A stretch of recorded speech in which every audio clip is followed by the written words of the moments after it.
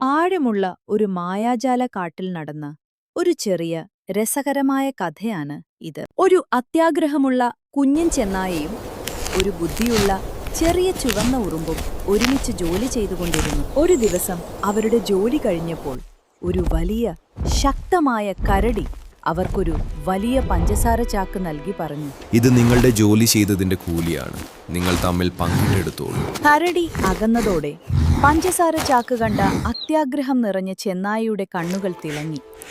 അത് കണ്ടപ്പോൾ അവന്റെ വായിൽ വെള്ളമൂറി. ആ പഞ്ചസാര മുഴുവൻ തനിക്ക് സ്വന്തമാക്കണം എന്നായിരുന്നു അവന്റെ ആഗ്രഹം. അവൻ ഉടൻ തന്നെ ഉറുമ്പിനോട് പറഞ്ഞു, നിനക്ക് പഞ്ചസാരയൊന്നുമില്ല, നീ ഒന്നും ജോലി ചെയ്തില്ല.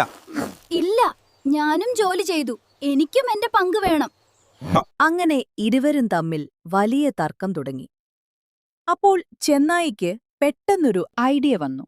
അവൻ പറഞ്ഞു, നമ്മളൊരു റേസ് വെക്കാം.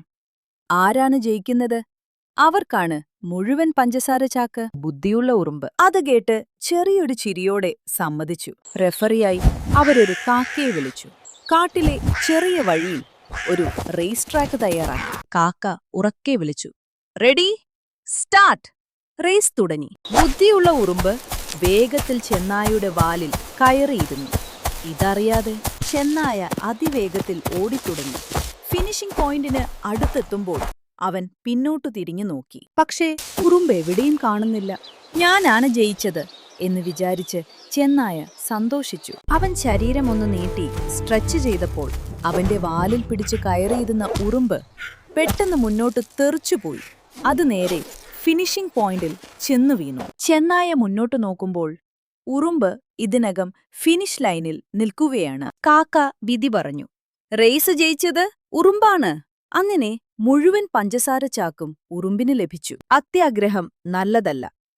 ബുദ്ധിയും നീതിയുമുള്ളവരാണ് അവസാനം ജയിക്കുന്നത്. വീഡിയോ ഇഷ്ടമായാൽ ലൈക്ക് ചെയ്യൂ, സബ്സ്ക്രൈബ് ചെയ്യാൻ മറക്കല്ലേ.